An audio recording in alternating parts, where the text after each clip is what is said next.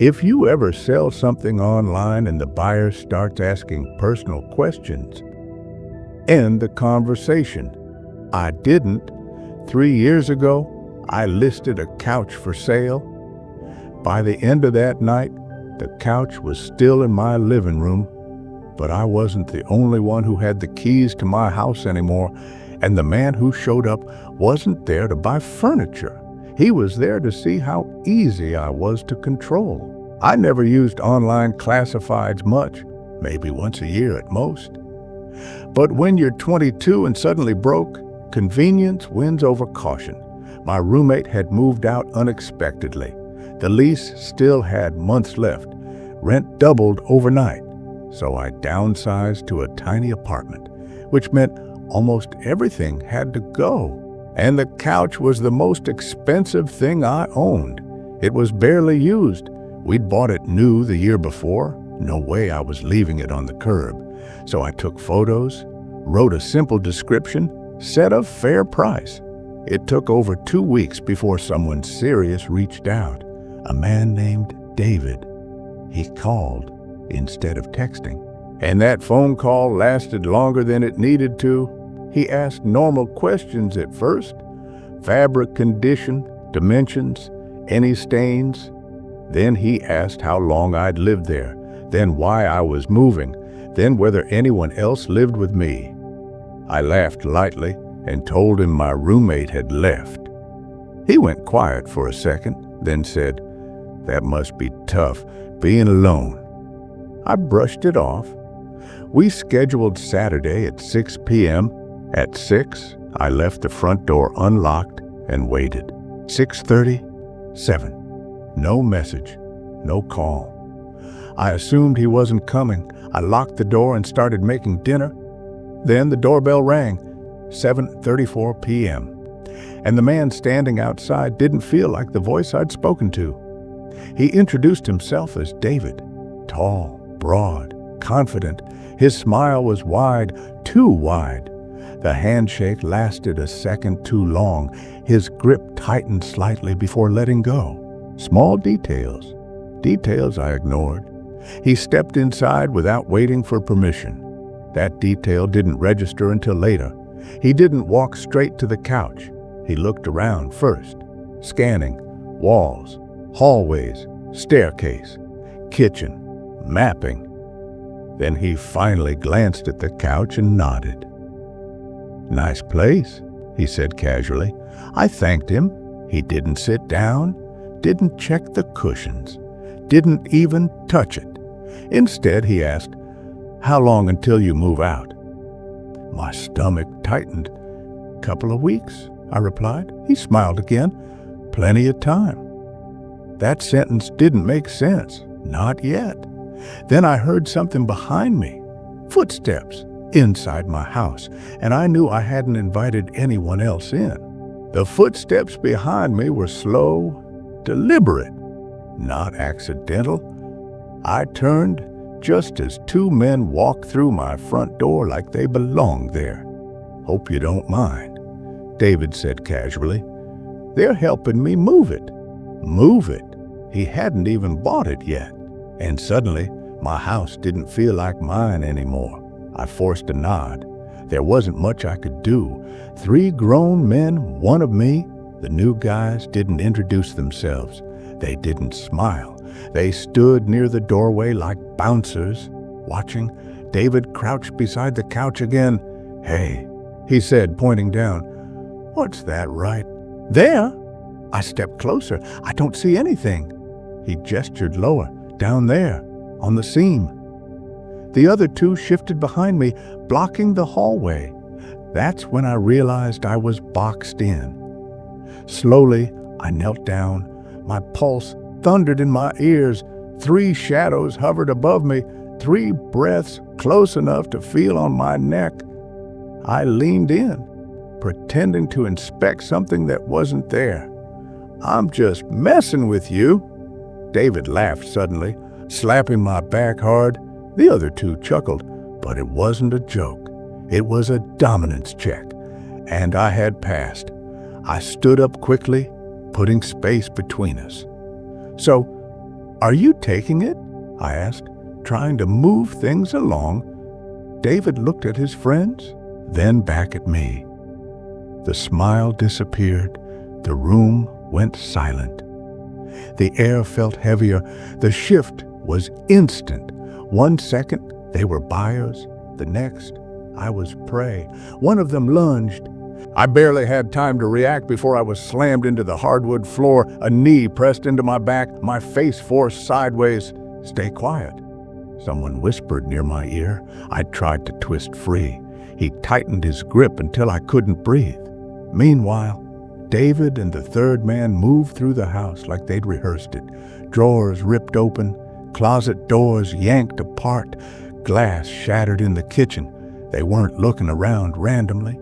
They knew exactly where to search. The man pinning me shifted his weight harder. I felt completely powerless. Minutes passed, or maybe seconds. Time didn't make sense anymore.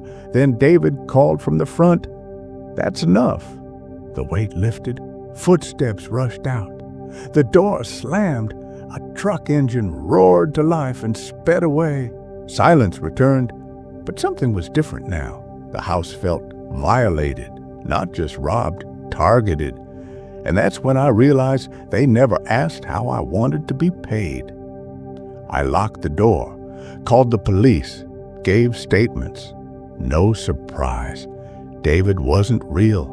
Fake name, burner number, temporary email. The only connection investigators found? The shoe prints left in my house matched prints from another robbery weeks earlier, another single occupant, another online listing, another buyer. They weren't random criminals.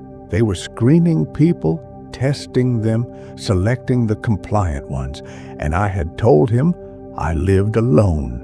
After the robbery, I tried to convince myself it was random, just bad luck, wrong place, wrong time. But something didn't sit right. The way they moved through my house, the way they tested me first, the way David asked personal questions before even agreeing to buy anything. They weren't shopping, they were profiling. A few months later, I needed a car. I hated going back to online listings, but I didn't have much choice. I found a cheap truck listed at a suspiciously good price. The seller replied almost instantly, friendly, helpful. Straight answers. It felt normal, too normal. We agreed to meet at a fast food restaurant halfway between us. Public place, daylight, safer, right? That's what I told myself before getting in his truck. He seemed average, middle-aged, calm. We talked casually. He mentioned minor issues with the truck, nothing major. I asked for a test drive. He suggested a quieter parking lot just across the street. It wasn't across the street. It was blocks away, empty, isolated. I noticed it, but I ignored it. We parked. He tossed me the keys casually. Catch! They landed several feet away. I bent down to grab them, and that's when his boot slammed into my ribs. I hit the pavement hard. Before I could react, he was on top of me, hands fast, precise. He ripped my wallet out and ran. And that's when I realized something terrifying. This wasn't a different man. It was the same operation, different face, same method, lure, isolate, test compliance. Strike fast. He drove away before I even processed what happened. The keys he threw? Fake. A distraction. I canceled my card immediately, filed a police report. But again, no plates, no real name, no traceable email. The ad vanished within hours, just like before. 2 separate incidents, 2 different identities, same strategy. And then it hit me. They weren't just targeting sellers, they were targeting trust. The more I thought about it, the clearer the pattern became. Every interaction began with casual conversation, personal questions, soft boundary testing, seeing how much information I'd give away, seeing how far I'd follow instructions, and I kept following them. I eventually stopped buying and selling items, but I still needed income. So I started offering cleaning services online. Independent work, better pay, flexible hours. It went well for months. Good clients, steady cash, until one email came through. Subject line, need help maintaining a clean home? Simple enough, but at the bottom of the message, there was one extra line. I prefer someone who works alone. And I suddenly felt like the one being inspected. The house looked too clean. That was the first thing I noticed when I arrived. No clutter, no dust, no personality, just sterile surfaces and perfectly arranged furniture. He greeted me politely and led me upstairs first. "Start wherever you're comfortable," he said. His tone was calm, too calm, and he didn't leave. Most clients disappear once I start working. This one didn't. He stood in the doorway, not watching what I cleaned, watching me. I asked if he needed anything specific done. He smiled slightly. "When I saw your ad," he said quietly, "I knew you were the right one." The way he said it made my stomach tighten. Not flirty, not friendly, possessive. I asked him politely to give me space so I could work efficiently. He nodded and stepped into the room across the hall, but he didn't go downstairs.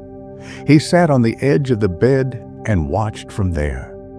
I could feel his eyes on me the entire time. 3.5 hours suddenly felt like a lifetime. I adjusted the door while vacuuming, leaving it cracked just enough to block his view. It gave me a small sense of control, or at least the illusion of it. When I moved into the attached bathroom, I felt the stare again. I turned.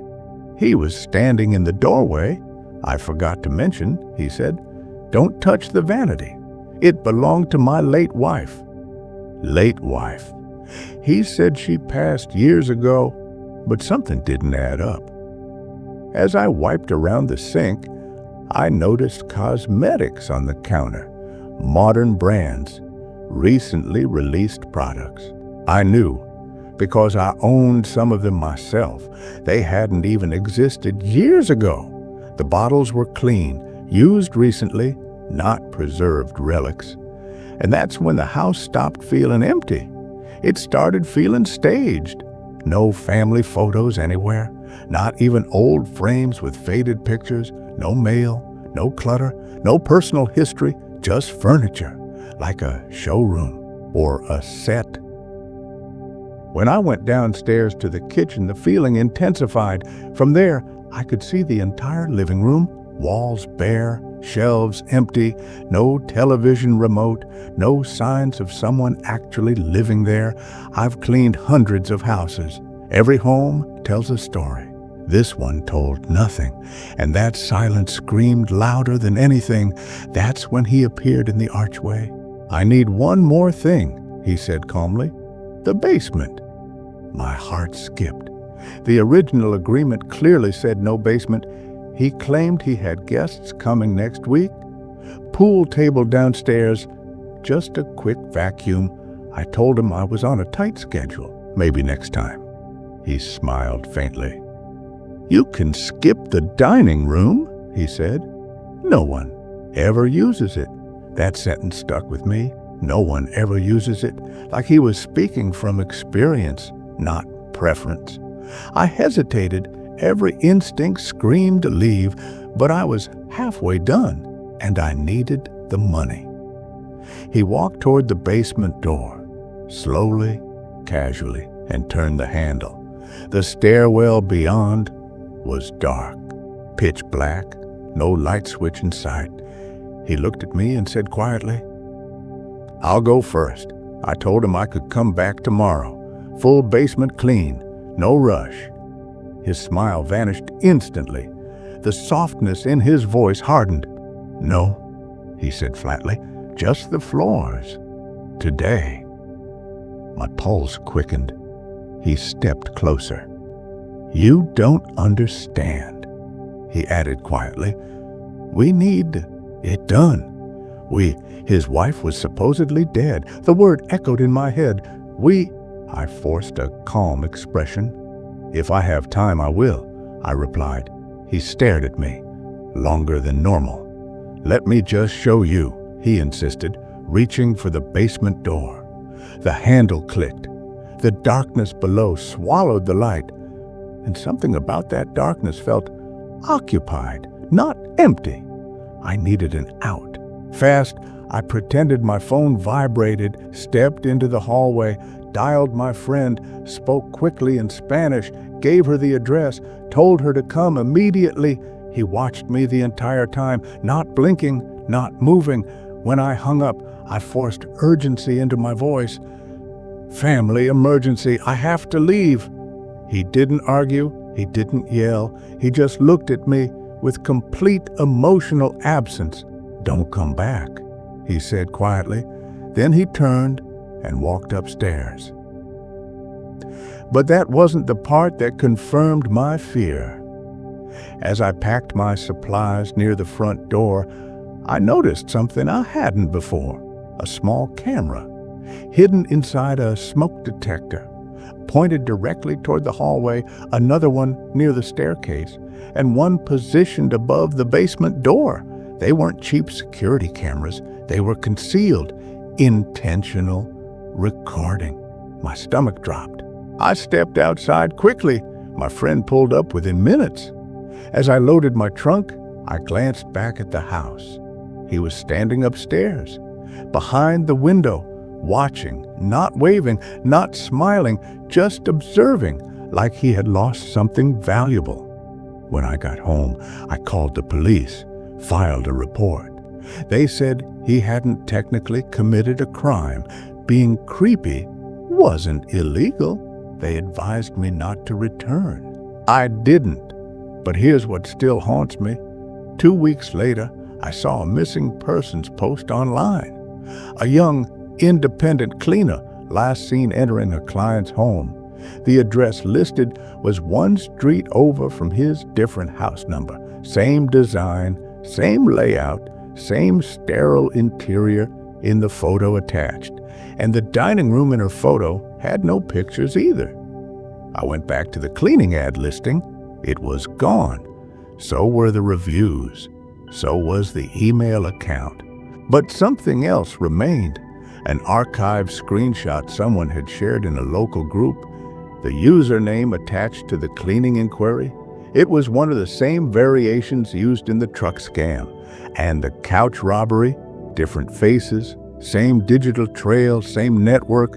That's when I understood they don't just rob homes. They recruit, they test boundaries, they study compliance, they look for people who follow instructions, who kneel when told, who enter basements when asked. I passed the first test months ago. I passed the second by getting in that truck. But this time, I refused to go downstairs. And I think that's why I'm still here, because the ones who go downstairs don't get to tell the story